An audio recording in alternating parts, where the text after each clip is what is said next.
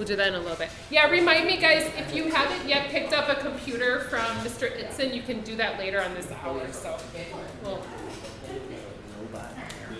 Or you can just like.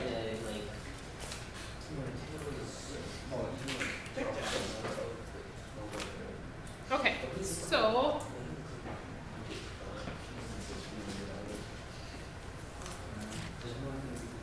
we're going to use estimation. Now, I'm hoping you guys realize that, so a lot of times PE students will say you don't need to know how to do things in your head because we always have a calculator handy.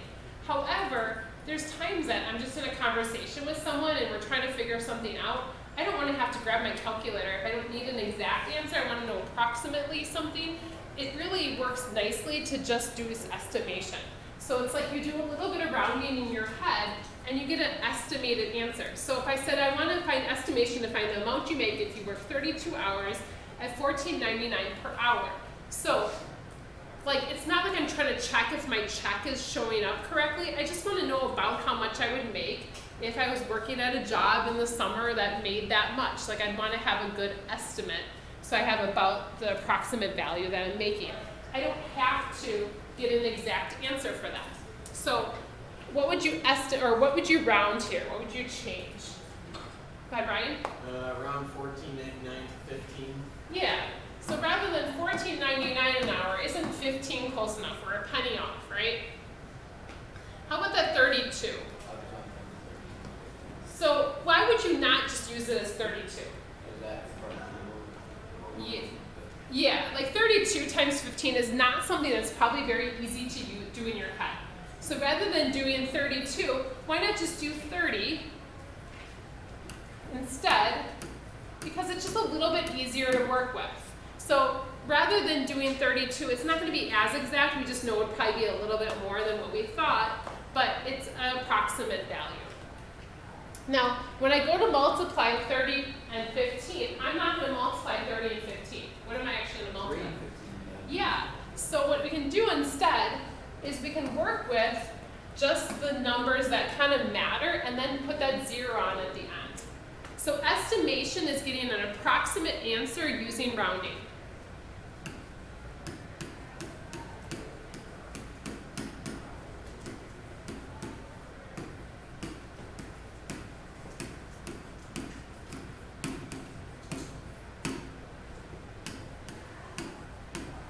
Now, if you're trying to check your check, if you're getting your paycheck from your boss and you're like, wait a minute, this doesn't seem right, yeah, grab a calculator, that's perfectly fine.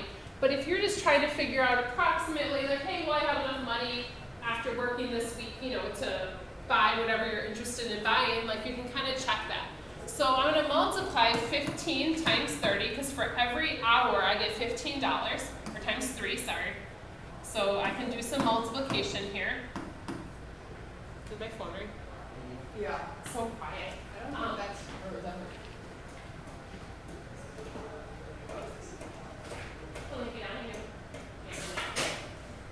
Prank calls. So 45 is not my answer. What do I still need to do? Yeah, so since I left this 0 off, I can just put that 0 on as the part of my answer. So no, if you're trying to buy something that was $500, you'd probably be a little bit short. If you were trying to get something that was $400, you'd be in that ballpark. So just making sure that you can do an estimate, and that's something that's applicable in your life. Again, if you're having a conversation with your boss, and you're talking about ordering something, and you just want an approximate value, it's really kind of embarrassing to have to grab a calculator for some easy mathematics. If we can just do a little bit in our head, especially with the zeros. Dropping the zeros off is a really, really great tip. So if you guys look at this little chart here, they have a chart like this, and then there's actually a little key that goes with it. With these little, the little cart means 1,000 stores. So it shows us how many stores there are. And it tells us billions of dollars in sales.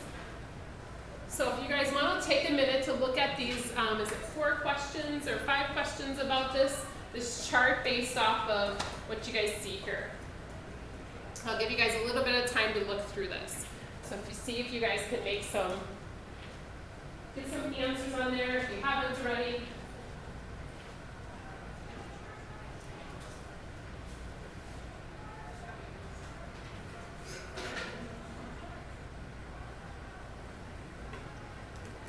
Now notice it says estimate, so when there's a part of a cart, you're just trying to make a good estimate of how much you think that is. So it doesn't have to be perfect.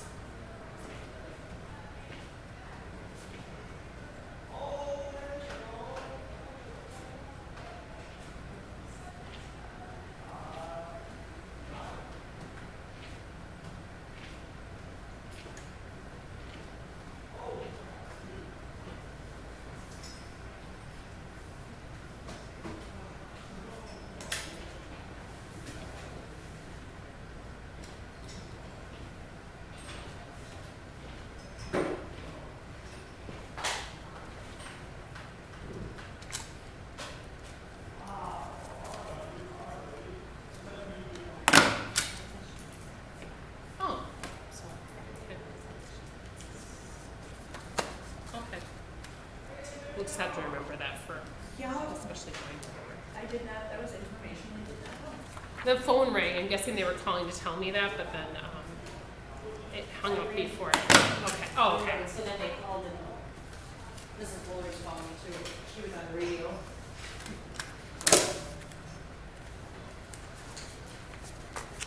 Probably valuable information. Right.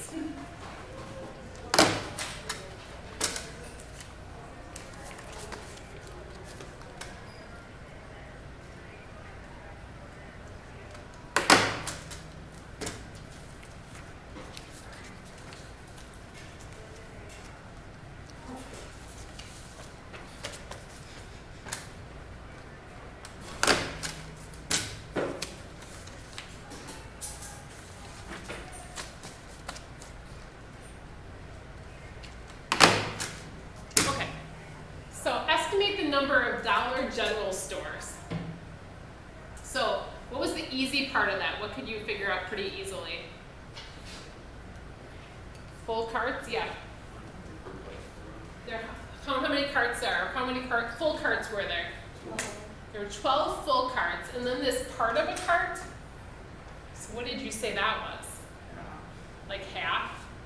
Looks about half, maybe a little bit under, maybe. So so there was 12,000 stores. This is April, please dial 2001. This is April, please dial 2001. So you guys are saying this is half, so this is like 500, right? Now, if you said it was a little less than that, that's why it's an estimate. So if you said like 12,250, that's fine. If you said like 13,000, I would say that's not correct though, because it's not a whole cart. Estimate the number of Walmart stores. What did you guys get for that one? 4,500, that's about a half again. Because it's 1, 2, 3, 4, and then a half. Find the difference in the annual sales between Walmart and Target. So annual sales. So difference, what are they talking about with difference? What's it? Subtraction. So difference means subtraction. So we want the difference between those two. So how much different are they? So we're going to subtract those two. This would be an okay time to grab a calculator if you're not great with subtraction there. That's okay. If you want to do the borrowing, that's fine. I'm fine with a calculator in this case. What did you guys get? 266.8. And is that dollars? Is that? $1 billion. It's billion actually, $1 billion.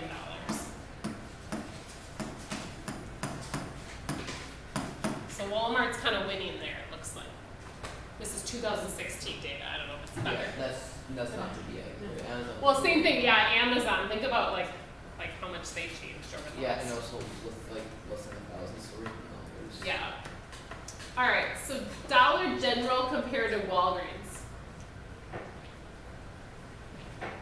Dollar General compared to Walgreens. Did you figure out each of them and subtract subtract them, or what else could you do? I just cut off where they were even and counted. Yeah, so like kind of just looking at the difference between those two. So that looks like they have 4.5 more carts, right? If we're calling that a half.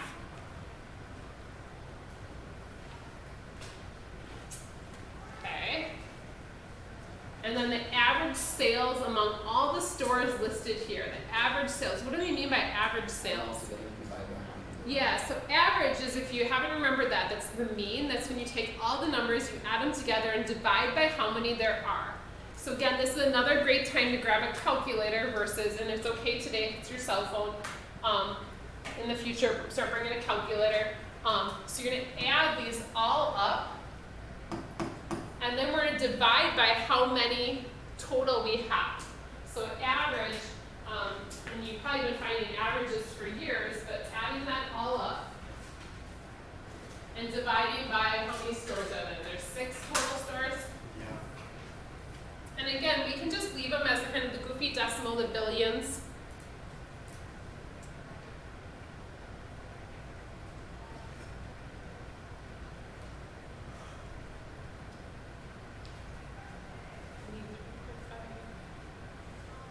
Oops, I messed one up. And I'll do mine, and then you guys can tell me if I did it right or not, because I punched something in wrong here. So I got a total of 653, I think, 0.7. And then I'm going to divide by 6. So there's 6 different stores here. So I got 108.95. Is that what you guys got? I might have done something wrong, though, so stop me if you think it's wrong. So there may be a problem or two that they ask us to do. They ask us to do an average. So again, you add them all up, divide by the number you have. It's the average is something that I think is fair to ask you guys to do. Okay. All right, and then if you're ready, you guys can flip that page.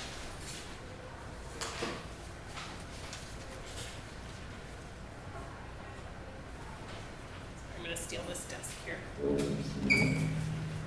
feel like my foot's hitting its limit for the day. This is awesome.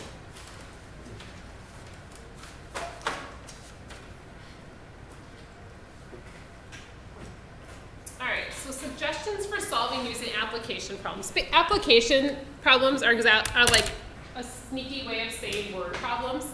And I don't know many students who are like, sweet, word problems, I love word problems. I don't expect that you guys are to change your mind and love them. So I'm hoping that they become less nerve-wracking though, that you're not losing your mind when you see one come up or something like that. So I'm going to use the book suggestions. So our book, again, I do follow our book's plan here. So there are suggestions on how to solve the application problems.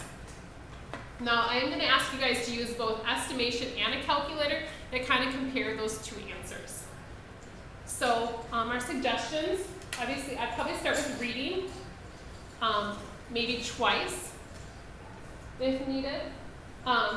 So obviously reading the problem first, and my second step is going to be kind of underlining key facts. And I see a lot of you guys do stuff like this already. You probably learned that in other classes.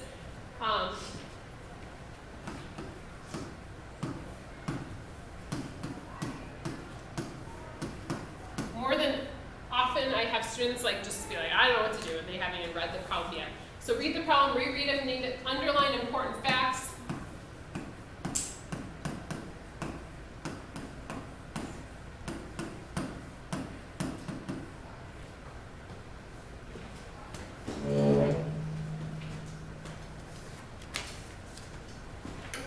And not everything is something you have to know something about. A homeowners association. You guys are high school students. Unless you live in a subdivision, you might not know anything about a homeowners association. You don't have to. But you can kind of make some conclusions about it. It collected $385 from each of 62 homeowners. So they're collecting a fee. If the association used $18,280 in expenses, how much remained? So collected 385 from each of 62 homeowners. Total is 18,280. How much remained? So the first thing they're suggesting you do is having like an estimation. So I want you guys to estimate as part of your work. So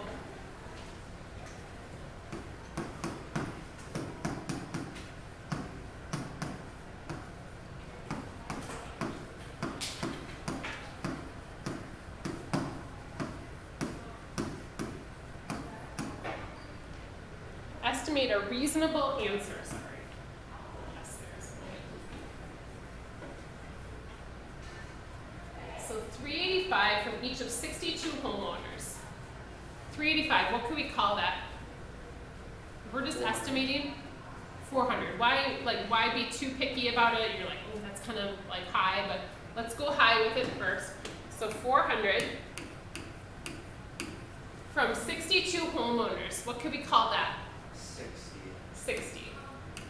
So from 60 people, if I got $400 each, what would I do to figure out how much I got? Multiply. So we multiply the 4 times the 6 together. So this part I would say you shouldn't need a calculator. 4 times 6 is 24. But then I just put those zeros on, right? So 24,000 we collect. If they use 18,280 in expenses, how much remained? So that estimate, I'd either call it like a 20 or an 18. I think 18 is easy enough, don't you? We can subtract that, 18,000. So then I'm going to subtract those to figure out that would give me about $6,000 left. So that's how much money we'd have left in our budget. So that just gives us a good estimation of the problem, and that makes sense. Like, we collected a bunch of money, we paid some expenses, some things that we had to worry about, and this is what we have left. Now, in step 4, I want us to actually do the math. Let's actually check and see, use a calculator, set up a problem, do the work, so get an exact answer. So here we could actually use a calculator to multiply this. Now, if you're dying to do some, 3 and 2-digit multiplication by hand, you're welcome to, but most people, that wouldn't be your choice of fun activities.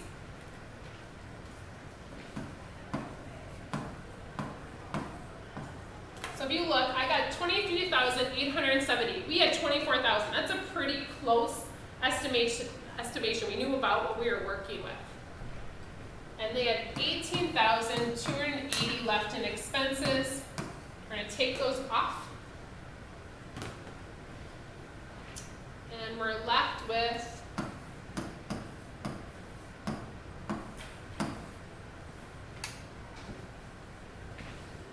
so 5,590. So obviously our estimation and our actual value were off by a bit. I mean, I wouldn't suggest this for, like your checking account to like estimate like how much money you have left in your checking account. But if we're just talking in a meeting or something about, how much do we have left to spend? Can we build a new playground for the association? Like, do we have enough money? $5,000 to $6,000 is a good estimation compared to, is it 500 versus 6,000? So making sure your answer makes some sort of sense. Okay. Then, that last one here, why don't you guys take a minute to see if you guys can do this one on your own. Do some underlining, see if you guys can do some estimation.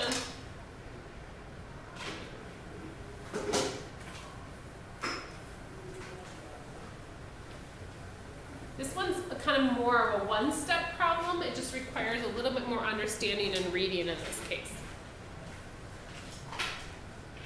So I want an estimated answer and then an actual answer.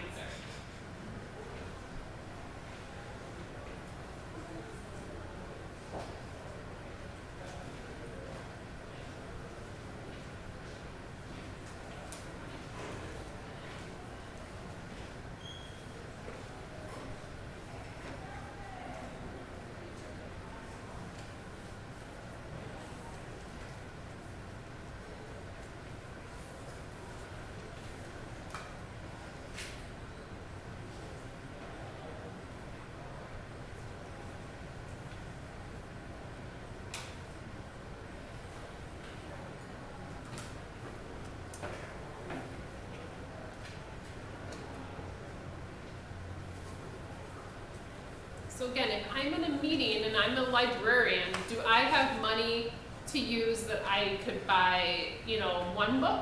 Or could I buy a whole series of books? Like, you know, what kind of money are we talking about here? Can I build a new addition onto my library? You know, like, let's make sense of this. So what are our key points in this problem? What's important here? Libraries. 4 libraries, so big 4. Libraries need the same amount. They're gonna get the same amount, so they're gonna be broken up evenly. Broken up makes you think of what math?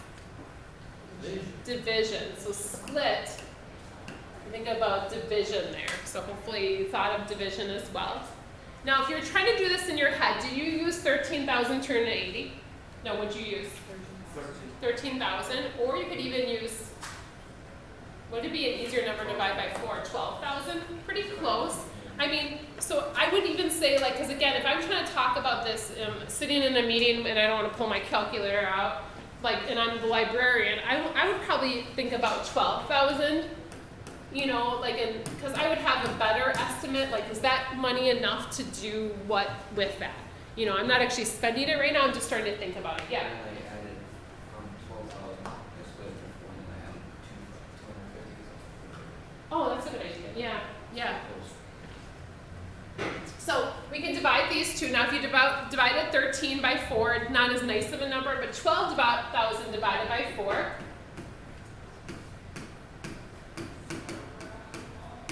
I just do 12 divided by 4, which would be 3. And so that's 3,000. Okay, that same truck flipped my class off before and yelled out at us. So I think we probably need to figure out who that is. That's the second time they've been through here. Yeah. Yeah. I don't know if What kind of car? is someone. Wait, is it a truck? It's like a gray truck. My friend lives across the street and there's this truck that passes us all the time. Yeah. That truck? It's like a silver truck. It's kind of a silver. It's a Ford Ranger. But it's like Is that what it is? Yeah. they were out here last hour and we were outside and they swore at us and like flipped us the middle finger. Last week at church, my pastor said if someone does that to him on the freeway, he does like the sign of the cross back to them. like what do you do then? Like, you know, you just like gave a pass. Feeling Like, yeah, like he's always like, he's like the sweetest guy in the world. He's like, Yeah, they do that and they just like push it towards them. Right. Right, yeah. Yeah. Back some, yeah. Anyway, sorry. I normally, like, I was like, oh, the kid's just being a moron, but like now he's back again. I don't know. So weird. Not right now, but anyhow. So we got about $3,000. So if I was a librarian and I was trying to figure out what I could do with that, I have about an approximate value that makes sense. But if I wanted an exact, then I would grab my calculator, maybe outside the meeting, or if I'm actually trying to order something and I want to divide that, what'd you get? It's like 33. Is it? 3,320. Okay. So again, if we're trying to compare values, and I'm talking about what I can spend, those two values don't have a huge difference. I mean, like, obviously $300 is a big deal, but if I'm just trying to make a kind of a broad idea of how much I have, that's going to be a helpful like estimation. So estimating is something that's going to be really important, making sure our answer makes sense. So again, what I'm going to do with you guys, you're going to get the rest of the time to get working. What I have for you guys is a little packet, and it basically is, that I lost. Oh, here, it's up here. So I basically copied the book's pages. So I have one textbook currently. And then based off of that, you have to do problems out of here. But I'm going to show you guys, they're a little bit weird because of the page numbers and stuff. So let me show you guys how this shows up in Schoology.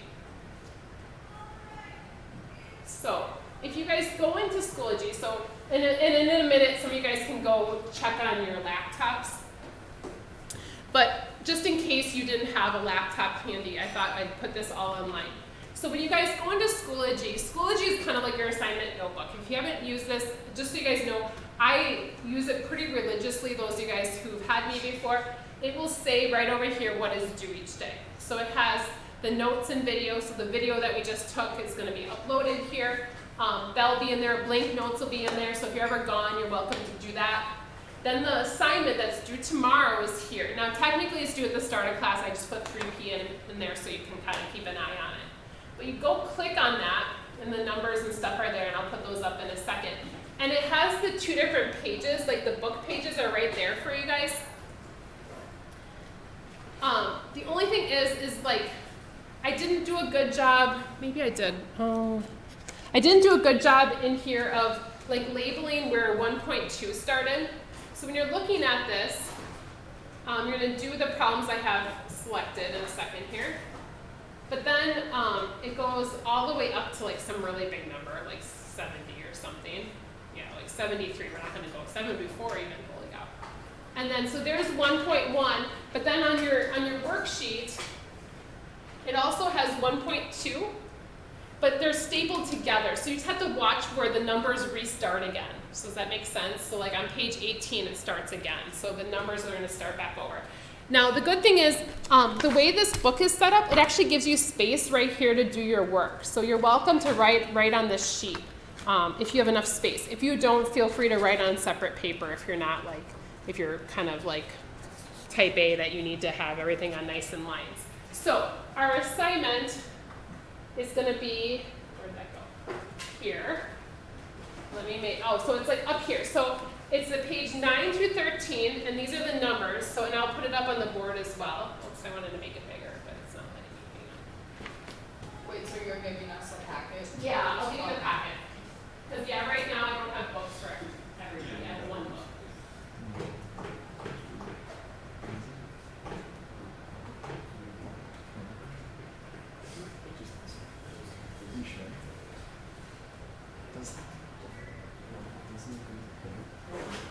Okay, so it's there. I'll write it on the board as well. But you guys can use this sheet.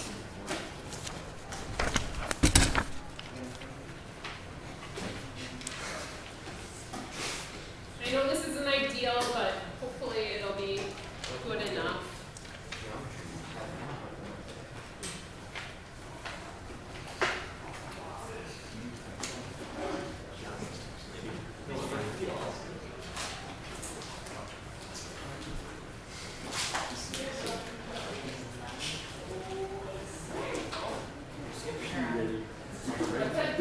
Oh, okay.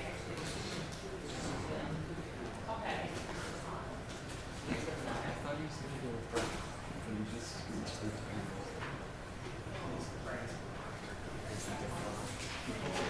Well, not great. No, never mind. Brad Tross is, he's the guy who used to have, like, I think your job. Like, he was a special ed teacher here before you, but his last name is Tross too, so it's confusing. Okay, so guys, again,